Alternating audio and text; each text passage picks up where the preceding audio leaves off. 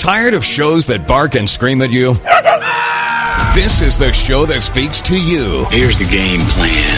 It's the Big E Sports Extravaganza, where we go inside the issues, present a variety of topics, and feature some of the biggest sports guests on the planet. Now, here's the one and only, award-winning Elissa Walker-Campbell.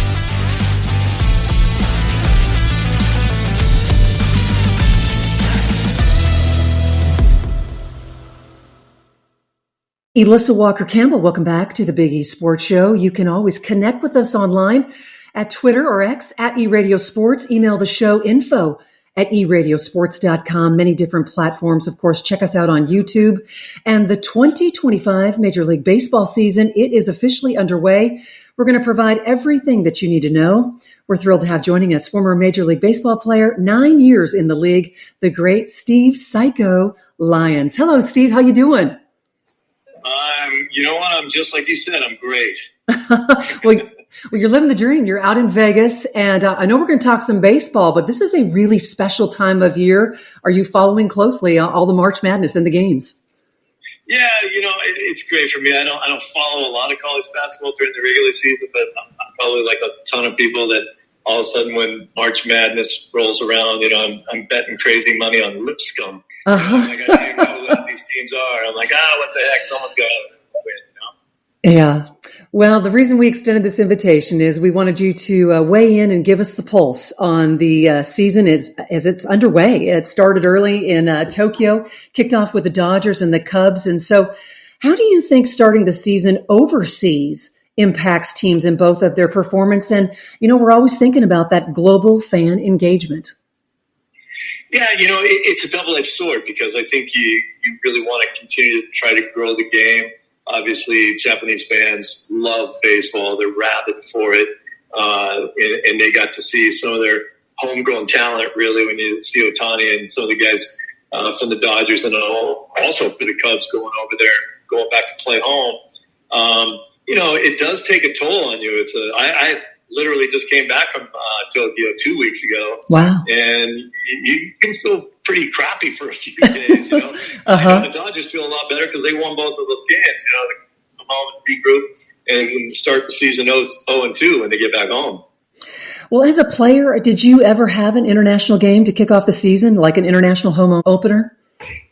No, but when I was playing, we had like prop planes and stuff like that, so it felt like it was an international game if you flew from Boston to Kansas City. I'm joking, but I never went anywhere internationally to play, except for in the off season. I played winter ball down in South America and that kind of stuff. But jet lag's a real thing, and you travel through some time zones. It can wear on you. And it's not just the next day. It can last a few days. So I think it was smart for them to go over a little bit early and then get back and have a few days here to adjust again. Well, Steve, looking at the season, what teams do you think or believe are poised to make a significant stride this year, potentially challenging the traditional powerhouses? Yeah, you kind of look at it and you're thinking who did what in order to put a dent in what the Dodgers do every season. Of course, the Yankees continue to be good. And, they have some problems in their pitching staff now that they weren't counting on. And then, I follow the Red Sox still. I don't follow every team as closely as I did when I was broadcasting, but I kind of check in on the Red Sox, and it just seems like ever since 2018 when they won it all, they haven't really cared about winning it all again. And they made a few moves this year, but they still, I don't think, are a team that can necessarily challenge the Yankees in the East. You're still going to look at a team like the Braves. They're always going to be good. I think Milwaukee's going to be a better team. And people kind of forget about Milwaukee until they look in the standings and they see that they're 3 games out in front first place, and they're like, wow, where'd these guys come from? But, it's going to come down to what the Dodgers do again and if they stay healthy because they're just so loaded with talent. Steve, if the Dodgers are those front runners and the favorites to repeat as the best team in baseball, in your mind, you just mentioned the Braves. Are they the second best team right now? It'd be tough for, I think just with the injury to Cole in New York, that really hurts them. And I think that puts them a step back. But, of course, we all know that the Yankees aren't afraid to make a move to make themselves better, whether it be right now, right before the season starts, or at the trading deadline, or somewhere along the line when they need to get better. They're going to pull the trigger to do that. But, yeah, I always like the Braves. I like the talent. I like the way they play. I think they have a great mix of younger and older guys. And they just continue to win on a consistent basis. So I always have to point to them as a team that's going to play well and get into the playoffs again. What about some of the teams as far as the key acquisitions and departures that will influence some of the performances in the upcoming season? Is there any in your mind that perhaps stand out? You look at, when I talked about the Red Sox before, where they really, I'm not sure they made enough moves to actually, put themselves in contention, but they get Crochet from the White Sox. And, you imagine, having to play for the White Sox. Now, I played for the White Sox for 5 years. Yeah. And, I went to a game last week in spring training, and I recognized one name on that team, and that was only because he had played for the Red Sox in 2018 when we won the whole thing, and that was Benintendi. So, when you go into clubhouses and literally don't recognize guys that are playing on the team, you know that they've got a long way to go. And so I think that there hasn't been as much movement towards greatness that I'd like to see. I think there's still teams that are thinking that no matter what they do, they can't compete at the upper echelon. Like, it doesn't matter if I make 2 really good free agent acquisitions. I'm 4 good players from being a team that can still compete with the Dodgers. And so I think they lag behind them. They don't pull the trigger. Or if they do go out and spend a lot of money on a guy, and either he's not productive or the team isn't productive that next season, they might bail out on that guy. And I don't know why that happens. The Mets did it. I know Verlander was a little bit older. They signed Verlander, and then, halfway through the season, they're getting rid of all the guys that they signed to make them a better team. What's wrong with the 3 or 4 year deal you signed that guy for? Give the team a chance to gel around those guys. And if you have one bad season, that doesn't mean you're going to have a bad season the next year with those same guys. Yeah, it's nice to have continuity, no doubt about it. Just a moment ago, we were talking about one of your former teams in the Red Sox. What are your expectations for them this year? I've fallen into a pattern where they've signed guys that have history of injury problems. You look at a guy like Trevor Story. When he's on the field, pretty darn good player. Hits the ball out of the yard, catches the ball. They're planning on him being the shortstop this season. But shoot, if you look at his record over the last few seasons, he's not on the field. He doesn't play. He's not playing 100 games a year even. So, they are counting on a lot of guys to stay healthy. And if they do, they can make some noise because their lineup's pretty formidable. You look at guys like Devers and Story, and it's kind of interesting when you look at organizations and how they tag their young players. They have 3 guys in the minor leagues that they call the Big 3. They're all best friends. They all moved up through the minor league system together. All 3 of them will be in the big leagues at some level. And then you just got to see how well they progress. So that's a team that has a really good young nucleus for a future. And it may not be this year, but in the next coming seasons, the Red Sox could be back to being a team that you have to talk about going deep into the playoffs every year. Steve, you were selected 19th overall by the Red Sox in the 81 draft. Just let's take time to reflect on your memories and just your time with that organization. What stands out the most? I was laughing when they drafted me number 1. I was like, what? I'm not that good.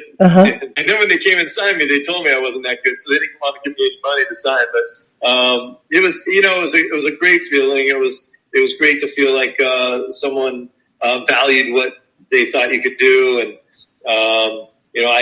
I took 3.5 years in the minor leagues to get to the big leagues. But back when I played, that was pretty normal. Not too many guys jumping straight to the big leagues. And, it gave me a chance to progress in my own career. And then, obviously, when I made the team with the Red Sox, I was a utility player. And that doesn't happen very often either. But it was an opportunity where the guy who was supposed to be the utility player hurt himself fairly seriously in spring training, and I had a good spring, which I never do. And so kind of made the team, and then that gave me my basis for a major league career. And then, of course, I got traded to the White Sox. I was there for 5 years. I got released. I came back to the Red Sox. Then I went to Atlanta and Montreal and the Red Sox all in the same season. Then I signed with the Cubs and then came back to the Red Sox after I broke my finger in spring training. So, I was like a bad penny for the Red Sox. I played there 4 different times and then came back as a broadcaster too. So it's always been my baseball home as far as I could, the way it really worked out for me.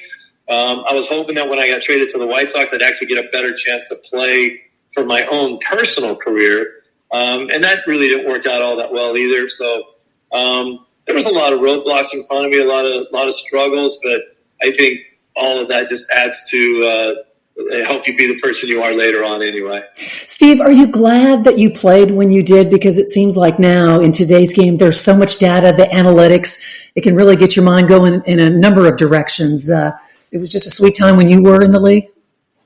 Yeah, I don't like the emphasis on the analytics. I think some of them are great. I just think that they're so overdone and so over-relied upon. There's not one analytic stat that gets spit out of a computer that can tell you what my heart is, what my desire is. And, that's how I made it to the big leagues. I wasn't a good player. I willed myself to beat people. I had the desire that the guy next to me didn't. I played with 10s or 20 guys that should have been in the big leagues before me, but they didn't want it as bad as I did. And a computer printout will never show you that. And, with the shift, I'll use that as an example. I hate the shift. I hate it as an analyst. I hate watching it on the field. But now the fact that they eliminated it, I hate that too. Because if I'm a major league manager and I'm managing against your team, and I know Steve Lyons is on your team, and I also know that all he ever does is hit the ball to the right side. He's a left-handed, dead pull hitter with no power. All he does is hit the ball between the first and the second baseman. If I move my second baseman over to the first baseman, I put my shortstop on the right side of the field. Hell, I'll probably even put my third baseman over there because I know he's not going to hit it there. Yeah. I might have never have got a hit in the big leagues. I would have been doomed because they had the information. They looked at my numbers, and they know where I hit it all the time. So why did they eliminate the shifts? Some artificial ruling out there decides that me as a manager can't do the best job I can to make sure I get your player, Steve Lyons, out. I should be able to move my guys anywhere I want. That's taking advantage of your statistical analysis in a very good way. Like I said, do I like the shift? No, I hate it. But I don't like that it's arbitrarily gone now, and you won't let me use that as a tool to help my team win. Hey, Steve, we're getting ready to wind down our time. You did play multiple positions, as you alluded to, center field with third base and second base. How did this versatility impact your approach to the game and your role with various teams? It really helped me, I think, because I wasn't a great hitter, a good defensive player at multiple positions so that I could give the right fielder a day off or give the second baseman a day off. And I grew up as a center fielder because my dad used to love to hit me fly balls. And then my junior year in college, my coach took me and said, "You're going to be my shortstop next season." My first reaction was, "No, I'm not," because I'm afraid of the ball. And he said, "I'm going to teach you how to catch the ball the right way. It'll take you a day and a half, and then you'll never be afraid again." And he was right. So I played center field most of my life, but when I got drafted in the minor leagues, the Red Sox put me at third base. I had a lot of success there. And then it's sort of like if you can play short and you can play center field, you can pretty much play anywhere. And that's what I ended up doing. So you played in college at Oregon State. What were the dreams that you had back in those days? And did you think that you would go on to have almost a 10-year career in Major League Baseball? That's huge. Yeah, that's a great question because I had zero dreams that I was going to make it. My dad and I sat down. They said, "This is an excellent opportunity." I grew up in Oregon, in Eugene. I wanted to go to Oregon. I wanted to be a Duck, but they didn't offer me a scholarship, and we didn't grow up with money. And so when Oregon State offered me a half a scholarship to go to Oregon State, I said, "Guess what? I'm a Beaver." And it was the greatest move I ever made. My instruction that I got there was excellent. I got an excellent opportunity to play and show what I could do. But I had no thoughts that I was ever going to be good enough to play in the big leagues. Even when I got drafted, even when I was in the minor leagues, I saw so many guys around me that I thought were better than I was. But I saw very few guys around me that had more desire to win than I did. And I knew that eventually that might help me out, and it did. And, I kind of kept plugging away and kept moving up. And I just tried to make it really hard for the organization to put a check mark in the no box next to me. Can he do this? Yes, he can. Can he do this? Yes. Can he do this? Yes. I just tried to make it hard on them so that when they looked at their check boxes, I filled them all out. My final question for you is, as we reflect on your career and your time in the league, who was the best manager that you played for? And who do you think is the best one in the game right here, right now? It's funny. I hate to be mean, but I didn't play for many great managers. I'll tell you, my favorite manager was Joe Morgan. Okay. He was with the Red Sox there, sure. and he was just an old school guy, and dealt with the media in Boston just very gruffly. One night before the game started, it was game time. It was like 5 minutes. So Joe said, "You're playing center field." I'm like, "Great." And so I went and looked at the lineup. Well, Ellis Burks hit third in the lineup. So he just crossed out Ellis's name and put my name in there. And so when I played, I usually hit second or eighth, And the media came to Joe and they said, "How can he hit Lyons third? He's not a third hitter." He's like, "Why not?" And so then I go out that night and I drive in 3 runs. The same thing happens the next night. I drive in 2 runs. I felt like a number 3 hitter, and I went out and did the job because it seemed like that was what was expected of me at the time.